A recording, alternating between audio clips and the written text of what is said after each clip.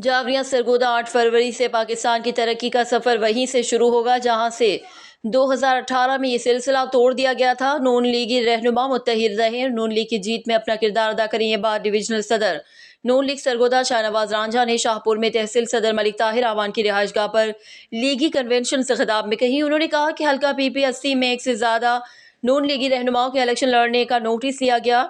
नून league में सिर्फ वो रहनुमा रहेंगे जो क़यादत की तरफ से नामजद किए गए उम्मीदवारों की हिमायत में इंतखाबी मुहिम चलाएंगे।